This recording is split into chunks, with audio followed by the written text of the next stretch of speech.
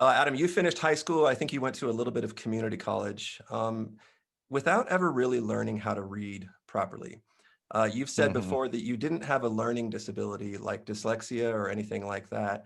How did you make it so far into life without learning how to read? And how did that impact your life?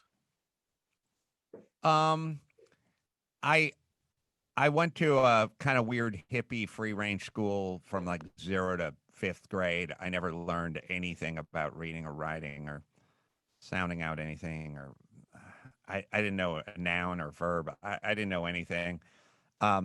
Once I got into the system, I just kind of bluffed my way through the system, and no one ever really found out. And how it shaped me is I never read a book. And so I never read anyone else's ideas. I didn't ingest other people's ideas. I made my own ideas. My thing was like I have to have my own ideas. And everything was verbal. So I couldn't write scripts or memorize scripts or, read cue cards or whatever. So it all had to be kind of in beat form. Everything for me was like, here's an idea, here's another idea, here's another idea, and then you have to improv everything. So I guess you hear these people and they say, "Oh, when I was in high school, I loved to read. I would get my book and I would go outside. I would sit under a tree and I'd spend hours there reading." So I couldn't do that. So I talked everyone's ear off all the time. That's what I did. So I just got very verbal. Um, so Adam, you kind of got into radio, like I said earlier, at around the age of 30. So for, I don't know, 12 years or something after you finished high school, maybe 13 years, you were just kind of drifting aimlessly, doing manual labor. I think you did some time at the groundlings. Do you think that inability to read and write properly slowed your career path? You could have advanced faster if maybe you could have been able to read and write properly. Do you think so? Well, I do in that there wasn't all the spell checks and the computers, and there wasn't any of that stuff, right? So for me, I had to take a lot of potential jobs off the table. Mhm. So a person like me back then, m- realistically should have been thinking, how could I get on?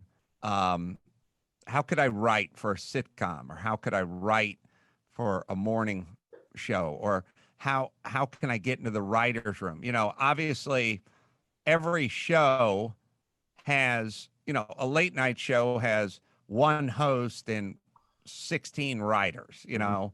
and the Daily Show has one host and 17 writers. So obviously being a writer is just a higher percentage gig. I don't know, good luck.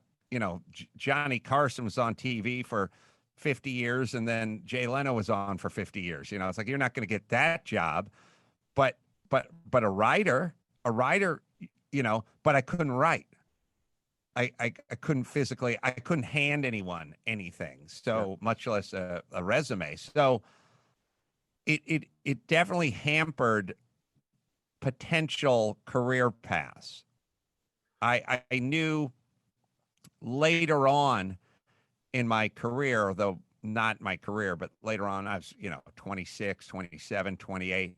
I would hear about guys that I knew getting writing gigs on an animated series or a writing gig on a sitcom.